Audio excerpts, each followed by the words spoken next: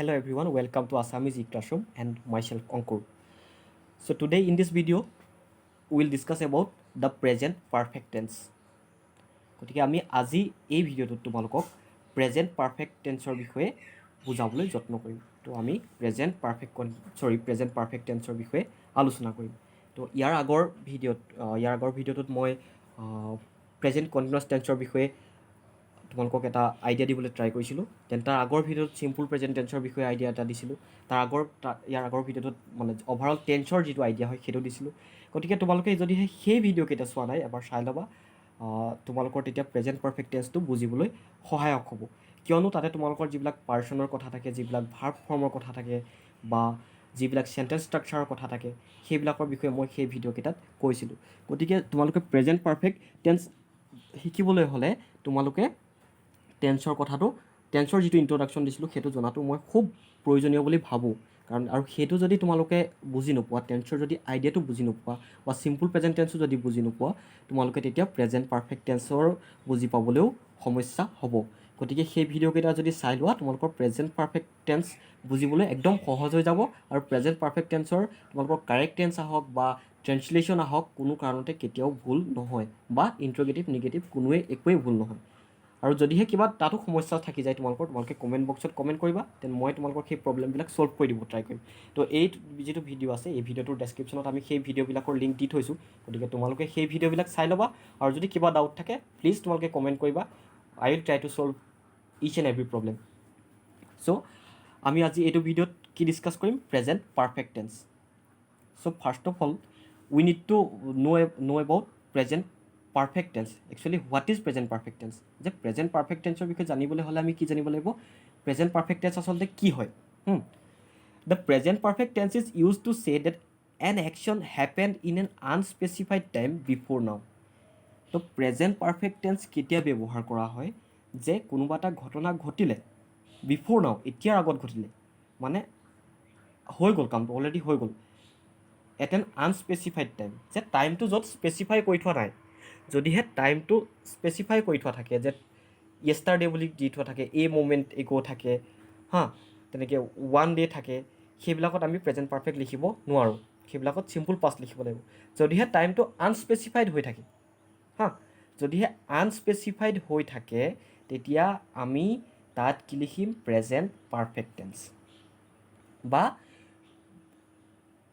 কোনো এটা কাম অতীততে হ'ল বা আগতে হৈ গ'ল, কিন্তু তাৰ যদি ইম্পেক্টটো বা প্ৰভাৱটো এতিয়াও পৰি থাকে, তেতিয়া আমি প্ৰেজেণ্ট পাৰফেক্ট টেন্স লিখিম। We cannot use the present perfect with specific time expression such as yesterday, 1 year ago, last week, when I was a child, when I lived in London, at that moment, that day, one day, etc. তো specified time থাকিলে, যদি এক্সপ্ৰেশ্যনটোত specified time থাকে, টাইমটো specify কৰি থোৱা থাকে, যেনেকৈ কালি বুলি থাকে, 1 year ago, এবছৰৰ আগতে, লাষ্ট উইক, যোৱা সপ্তাহত, when I was a child, মই যেতিয়া সৰু ল'ৰা আছিলোঁ, when I lived in London, মই যেতিয়া লণ্ডনত বাস কৰি আছিলোঁ, বা এট ডেট মুমেণ্ট, সেই মুহূৰ্তটোত, ডেট ডে, সেইদিনা, ওৱান ডে, এদিন। গতিকে সেইবিলাক যিবিলাক স্পেচিফাইড কৰি থোৱা থাকে, সেই স্পেচিফাইড কৰি থোৱা টাইম হ'লে আমি কেতিয়াও চিম্পুল প্ৰেজেণ্ট টেন্স লিখিব নোৱাৰোঁ। চৰি চিম্পুল প্ৰেজেণ্ট টেন্স নহয়, প্ৰেজেণ্ট পাৰফেক্ট, চৰি once again. We can use the present perfect with unspecific expressions such as ever, never, once, many times, several times, before, so far, already, yet, etc. কিন্তু আনস্পেচিফিক expression বা আনস্পেচিফাইড time, সেইবিলাক বুজাবলৈ আমি present perfect লিখিব পাৰোঁ। যেনে ever, never, once, many times, several times, before, so' far, already, yet, সেইবিলাকৰ লগত আমি প্ৰেজেণ্ট পাৰফেক্ট লিখিব পাৰোঁ। তো মই তোমালোকক এটা ইয়াতে আইডিয়া দিছোঁ যে তোমালোকৰ অসমীয়াততো তোমালোকে চিলা সেইবিলাক পঢ়িছিলা, গতিকে যিটো বাক্যত শেষত লুৰে শেষ হ'ব, ধৰা মই কামটো কৰিলোঁ, শেষত কি হৈছে? লুৰে শেষ হৈছে। মই কামটো কৰিছিলোঁ, সেইটোও লুৰে শেষ হৈছে, কিন্তু চিলোঁ বুলি ধৰি লৈছোঁ আমি। গতিকে যিবিলাকত চিলে থাকিব, সেইবিলাকত চিম্পুল পাষ্ট টেন্স লিখিম আমি। সেইটো মই চিম্পুল পাষ্ট টেন্স বুজাওঁতে কৈ দিম। আৰু য'ত লে, লু, লা থাকিব, সেইবিলাকত কি হ'ব? প্ৰেজেণ্ট পাৰফেক্ট থাকিব। ধৰা মই কামটো কৰিলোঁ, তেওঁ কামটো কৰিলে, তুমি কামটো কৰিলা, তাত কি আছে? লু আছে, লে আছে, গতিকে অসমীয়াৰ পৰা যদি আমি ট্ৰেন্সলেট কৰিব চাওঁ, বা অসমীয়াতে যদি আমি ভাবি লওঁ যে য'ত লে, লু বা লা থাকিব, চিলো চিলা চিলে নহয় হা য'ত লে লু লা থাকিব তাত আমি কি লিখিম প্ৰেজেণ্ট পাৰফেক্ট টেন্স লিখিম গতিকে প্ৰেজেণ্ট পাৰফেক্ট টেন্সটো কি হয় the present perfect tense is use to say that an action happened at an unspecified time before now এতিয়াৰ আগতে বা বৰ্তমান সময়ৰ আগতে কোনো এটা কাম আনস্পেচিফাইড টাইমত হোৱা বুজাবলৈ প্ৰেজেণ্ট পাৰফেক্ট টেন্স লিখা হয় বাকীখিনি মই ক'লোঁ তোমালোকে বুজি পাইছা চাগে তো ষ্ট্ৰাকচাৰটো চাওঁ ছাবজেক্ট প্লাছ হেভ হেজ হেভটো ক'ত বহিব হেজটো ক'ত বহিব মই বুজাম তোমালোকক প্লাছ মেইন ভাৰ্ব ইয়াত একদম মন কৰিবলগীয়া কথাটো কি প্ৰেজেণ্ট পাৰফেক্ট টেন্সত সদায় মেইন ভাৰ্বটো পাষ্ট পাৰ্টিচিপল হয় মই তোমালোকক যেতিয়া টেন্সৰ যিটো ফাৰ্ষ্ট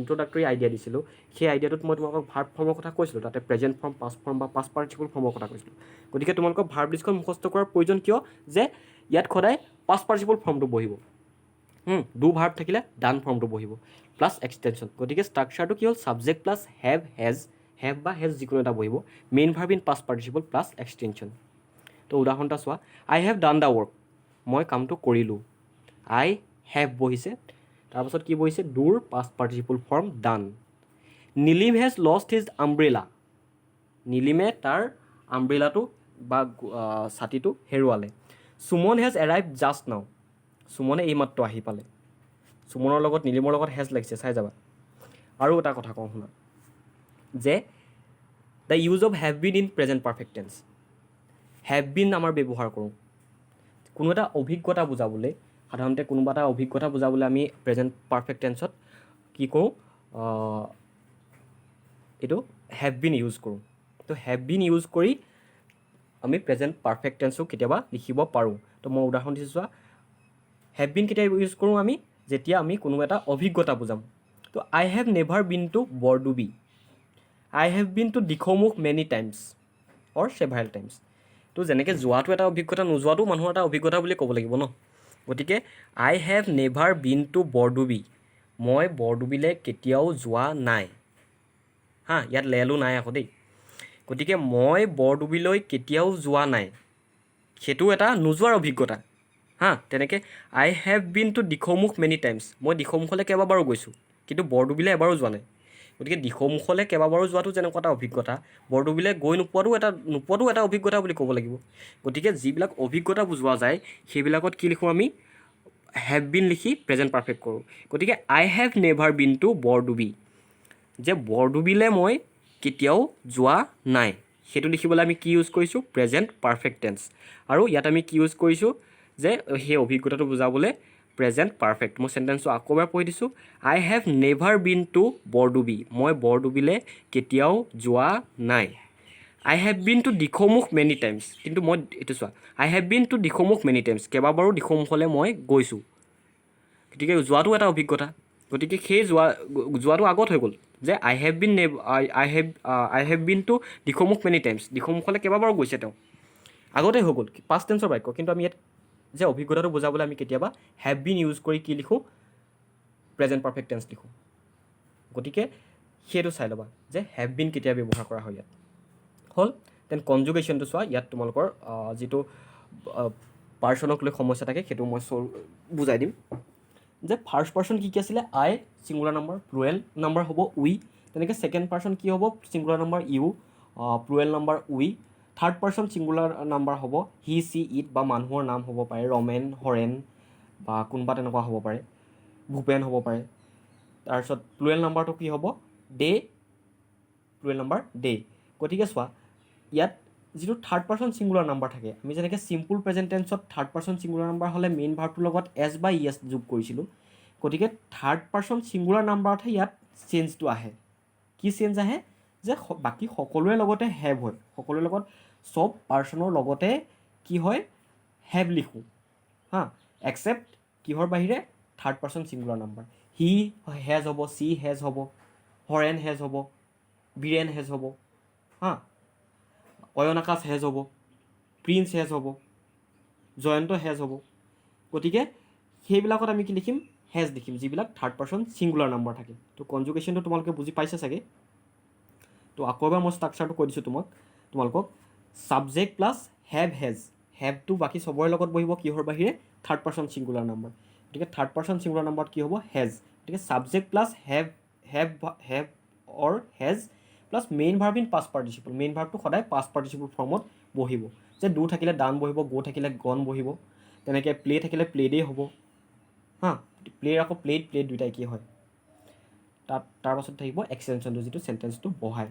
তো what is present perfect tense বুলি ক'লে আমি কি বুলি ক'ব লাগিব, যে present perfect tense is one of the part of present tense which is use to say that an action happened in an unspecified time before now. বৰ্তমান সময়ৰ আগতে কোনো এটা কাম আনস্পেচিফাইড টাইমত হোৱাটো বুজাবলৈ প্ৰেজেণ্ট পাৰফেক্ট টেন্স লিখা হয়। We cannot use the present perfect tense with specific time expression. যে স্পেচিফিক টাইম এক্সপ্ৰেছন থাকিলে আমি কেতিয়াও প্ৰেজেণ্ট পাৰফেক্ট টেন্স লিখিব নোৱাৰোঁ। Such as yesterday, 1 year ago, last week, when I was a child, when I lived in London, at that moment, that day, one day, etc. গতিকে সেইবিলাক 1 year ago, last week, when I was a child, when I lived in London, at that moment, that day, one day, সেইবিলাক যদি টাইমবিলাক specify কৰি থোৱা থাকে, সেই specify কৰি থোৱা থাকিলে আমি কেতিয়াও প্ৰেজেণ্ট পাৰফেক্ট টেন্স লিখিব নোৱাৰোঁ। আৰু কেতিয়া আমি লিখিব পাৰিম, we can use the present perfect with unspecific expression. যে আনস্পেচিফিক হ'ব লাগিব, টাইমটো আনস্পেচিফিক হ'ব লাগিব। Such as ever, never, once, many times, several times, before, so far, already, yet. Already I have arrived. তেনেকৈ I have not done it yet. সেই yet, already সেইবিলাকত হ'ব। বিফ'ৰৰ লগতো হ'ব তেনেকৈ। several times লগত হ'ব। I have been to Dikhowmukh several times. I have been to Dikhowmukh many times.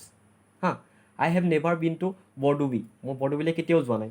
গতিকে নেভাৰ, এভাৰ, বিফ'ৰ, আফটাৰ থাকিব পাৰে তোমালোকৰ, তেনেকৈ ওৱান্স হ'ব পাৰে, ছেভাৰেল টাইমছ হ'ব পাৰে, য়েট হ'ব পাৰে। সেই যিবিলাক স্পেচিফিক টাইম মেনশ্যন কৰি থোৱা থাকে, আনস্পেচিফিক টাইম থাকে, স্পেচিফিক হ'লে আমি কি কৰিব নোৱাৰোঁ, প্ৰেজেণ্ট পাৰফেক্ট লিখিব নোৱাৰোঁ। যিবিলাক আনস্পেচিফিক টাইমৰ এক্সপ্ৰেছন দিয়া থাকে তাতহে আমি কি কৰিম, প্ৰেজেণ্ট পাৰফেক্ট টেন্স ব্যৱহাৰ কৰিম। তো মই আকৌ এবাৰ ষ্ট্ৰাকচাৰটো কৈ দিছোঁ। Subject plus have has plus main verb in past participle plus extension. For example, I have done the work. হ'ব? তো this is the overall video. তো আশা কৰিছোঁ তোমালোকৰ হেল্পফুল হ'ব।